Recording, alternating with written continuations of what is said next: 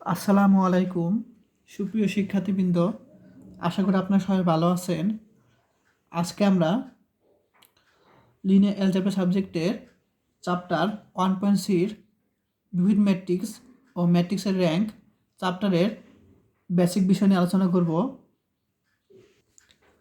তো প্রথমে আমরা আলোচনা করি বিপরীত ম্যাট্রিক্স কী। তো বিপরীত ম্যাট্রিক্স হলো ধরি এ ও বি দুটি n×n ক্রমের বর্গাকার ম্যাট্রিক্স। ঠিক আছে, তো যদি এই দুইটা গুণফল এ বি অথবা বি এ কী হয়, তোমার IN হয়। n এর মান তোমার 3 হতে পারে, 2 হতে পারে, 1 হতে পারে। ঠিক আছে, আচ্ছা যাই হোক, n এর মান বিভিন্ন কিছু হতে পারে। তো IN = I, আর আমরা জানি I হলো তোমার একক ম্যাট্রিক্স। এটা সবাই জানো, I হলো কি একক ম্যাট্রিক্স। তো এখানে যখন কি হবে, n এর মান 2 হবে, 2 বোঝায় এখানে যে 2 × 2 ক্রমের। এখানে n এর মান 2 বলতে বোঝায় এখানে 2 × 2 ক্রমের কি বর্গাকার ম্যাট্রিক্স, অর্থাৎ কি হবে 1 0 0 1। আবার যখন 3 হবে এখানে 3 × 3, তখন কি হবে 1 0 0 0 1 0 0 0 1। তখন কি হবে, এটা I3 বলা হয়। তখন এটা হবে 3 × 3 ক্রমের একক ম্যাট্রিক্স। আর এটাকে বলা I2, অর্থাৎ 2 × 2 ক্রমের একক ম্যাট্রিক্স। ঠিক আছে, তো এখন তাহলে যদি কি হয়, এই দুইটা গুণফল কি হয় আমাদের, যদি একক ম্যাট্রিক্স হয় তবে বিকে বলা হয় এ এর বিপরীত ম্যাট্রিক্স। একে আমরা প্রকাশ করতে পারি বি = a ইনভার্স দ্বারা প্রকাশ করতে পারি। একইভাবে আমরা এর উল্টায় বলতে পারি যে একে বি এর বিপরীত ম্যাট্রিক্স বলা হয়। একে আমরা কি a = b ইনভার্স দ্বারা প্রকাশ করতে পারি। তো একটা এক্সাম্পল দেখো, এ একটা ম্যাট্রিক্স, বি একটা ম্যাট্রিক্স, তাদের গুণফল তো জানোই বের করা নিয়ম। তো তাদের গুণফল আমরা কি পাবো 1 0 0 1।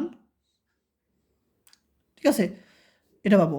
যদি আমরা এই I2 বলতে বোঝায় এখানে 2 × 2 ক্রমের দুইটা কলাম, দুইটা সারি এবং দুইটা কলাম। ঠিক আছে, অর্থাৎ I2 বলতে পারি 2 ক্রমের, তাই এখানে I2 দিলাম। তাহলে এটা একটা কি একক ম্যাট্রিক্স। ঠিক একইভাবে BA করেও একই জিনিস পাই, যে I2 অর্থাৎ একক ম্যাট্রিক্স পাই। তাহলে আমরা এটা সমান I2 আমরা কি লিখতে পারি, এখন একটু আগে বললাম যে I2 মানে কি I, অর্থাৎ একক ম্যাট্রিক্স। আর একক ম্যাট্রিক্সের একক ম্যাট্রিক্সের নির্ণায়কের মান কত 1, মনে রাখবো সবাই। তার একক ম্যাট্রিক্স কি 1 0 0 1। এটার মান হলো কর্ণ বরাবর গুণফল, অর্থাৎ 1, মনে রাখবা। কর্ণ বরাবর গুণফলই হলো এই একক ম্যাট্রিক্সের মান হবে। ঠিক আছে, একক ম্যাট্রিক্সের মান হবে। তাহলে 1 সাথে 1 গুণলে 1। তাহলে আমরা এখান থেকে কি পাই, এটা সমান এটুকু যদি ধরি কি পাবো, এ বি ইনভার্স = আমরা I। তাহলে আমরা মনে করো বি রেখে দিলাম। তো এটা এবার চলে গেলে এ ইনভার্স হবে I।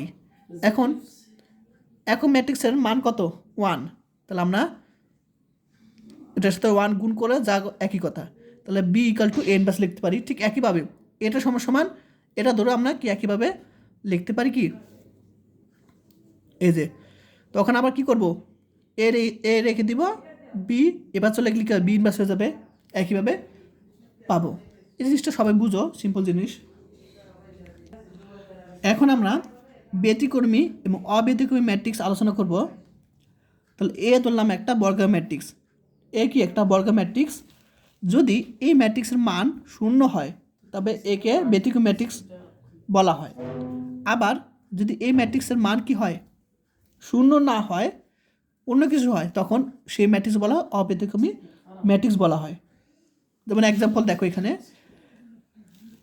এ একটা ম্যাট্রিক্স, বি একটা ম্যাট্রিক্স। তাহলে এ ম্যাট্রিক্সের মান বের করার নিয়ম হলো, তোমাদের বলে দিই। আচ্ছা,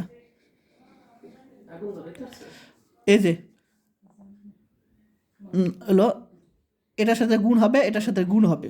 ঠিক আছে, তাহলে এর 1-এর সাথে যদি 4 গুণ হয় কি হবে 4 সূত্রে -2 এর সাথে 2 গুণ করলে হবে 4, 0 পাবো, দেখো 0।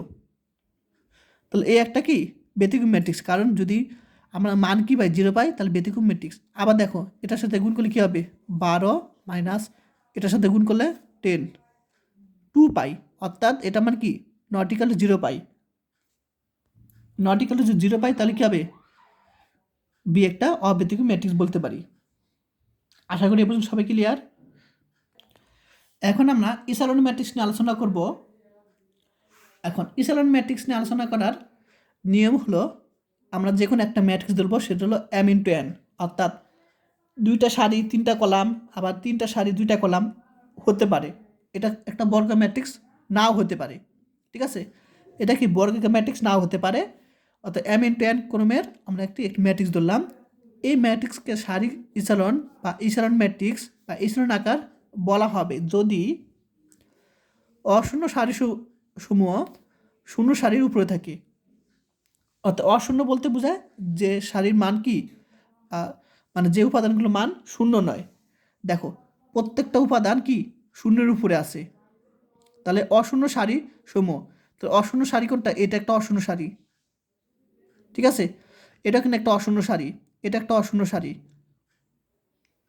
ঠিক আছে। প্রত্যেকটা অশূন্য সারি কী হবে শূন্য সারির, এটা একটা শূন্য সারি, আর প্রত্যেকটা কি উপরে 3টা অশূন্য সারি। আর শূন্য সারি কাকে বলে, যদি এখানে এই যে সারির মধ্যে দেখো প্রত্যেকটা উপাদান যদি শূন্য হয় তাকে শূন্য সারি বলা হয়। তাহলে এই যে অশূন্য সারিসমূহ শূন্য সারির উপরে থাকবে, তাহলে এই অশূন্য সারিগুলো কি এই অশূন্য সারিগুলো এই শূন্য সারির উপরে আছে দেখো থাকবে। 2 নম্বর হলো অশূন্য উপাদানসমূহ মুখ্য উপাদানের ডানের বা উপরে থাকবে। তাহলে অশূন্য উপাদান তো বুঝি যেগুলো শূন্য নয়, সেগুলো মুখ্য উপাদান মানে লিডিং বোঝায়। অর্থাৎ দেখো এখানে প্রথম কি 2 আছে, তার নিচে কি 0, আবার এখানে একটা কিন্তু অশূন্য উপাদান, এখানে কিন্তু 2টা অশূন্য উপাদান, তাহলে আমার এখানে কি নিচে 0 বাকিগুলো 0 হবে। আবার এখানে কি আছে 3টা অশূন্য উপাদান, তারপর কী হবে নিচে 0 হবে। এটা এখানে বোঝানো হয়েছে কলামের লিডিং উপাদানের নিচে 0 হবে। এই যে তাহলে কলামের এই যে একটু আগে বললাম যে প্রথমটা অশূন্য নিচে 0 হবে, তারপর 2টা নিচে কী হবে 0 হবে, তারপর 3টা নিচে 0 হবে, এরকম। তো যখন আমি অঙ্ক করব তখন বিষয়টা আরও ক্লিয়ার হয়ে যাবে, ঠিক আছে। যেমন এটা একটা ইসালন ম্যাট্রিক্স, কারণ কি দেখো প্রথম অশূন্য উপাদানের নিচে 2টা 0, তারপর 2টা অশূন্যের উপর নিচে একটা 0, এরকম। আশা করি ক্লিয়ার। আর এটা কিন্তু ইসালন ম্যাট্রিক্স নয়, কারণ দেখো প্রথম তার নিচে 2টা 0 ঠিক আছে, কিন্তু এখানে কি কোনো তোমার হওয়ার দরকার ছিল কি, এই লাইনটা আগে হওয়া দরকার ছিল, ঠিক আছে। অর্থাৎ প্রথম 2টা অশূন্যের পর নিচে 0 হওয়া দরকার ছিল, ঠিক আছে। কিন্তু এখানে কি করছে প্রত্যেকটাই অশূন্য, তাহলে এটাকে একটা ইসালন ম্যাট্রিক্স হবে না, ইসালন ম্যাট্রিক্সের ধর্ম এটা না।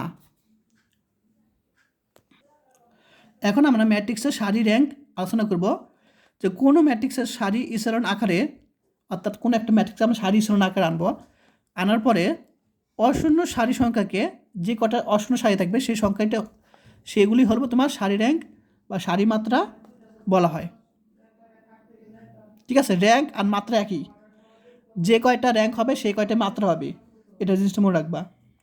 তাহলে এই একটা ম্যাট্রিক্স দেখো, এই ম্যাট্রিক্সের সারির র্যাঙ্ক 2, কারণ কি এখানে কি 2টা অশূন্য সারি আছে, এই প্রথম 2টা, তাহলে অর্থাৎ র্যাঙ্ক 2। এখানে 3টা থাকতো তখন র্যাঙ্ক কি 3 হতো। আর কলাম ম্যাট্রিক্স দেখো, কলাম র্যাঙ্ক কোন ম্যাট্রিক্সের কলাম মিশ্রণ আকারে অশূন্য কলাম সংখ্যাকে কলাম র্যাঙ্ক বলা হয়। একইভাবে সেম দেখো, তো এখানে এই যে কলাম যে সংখ্যা আছে সে কলাম সংখ্যা এখানে কি 2টা অশূন্য কলাম সংখ্যা আছে, অর্থাৎ এখানে কলাম র্যাঙ্ক কত 2টা, আর শেষের কলামটা কি 0 কলাম, তাহলে অশূন্য কলাম সংখ্যা কি বলা হয় কলাম র্যাঙ্ক বলা হয়, ঠিক আছে। তারপর ম্যাট্রিক্সের র্যাঙ্ক তো একটু আগে আলোচনা করলাম, যে যতগুলো তোমার হলো অশূন্য সারি থাকবে ততগুলো কি ওই ম্যাট্রিক্সের র্যাঙ্ক থাকবে। ঠিক আছে, আরেকটা বিষয় হলো সকল ম্যাট্রিক্সের সারি র্যাঙ্ক আর কলাম র্যাঙ্ক একই, এই জিনিসটা মনে রাখবা। তো সারি র্যাঙ্ক ম্যাট্রিক্সের সারি র্যাঙ্ক বা কলাম র্যাঙ্ককে ওই ম্যাট্রিক্সের র্যাঙ্ক বলা হয়।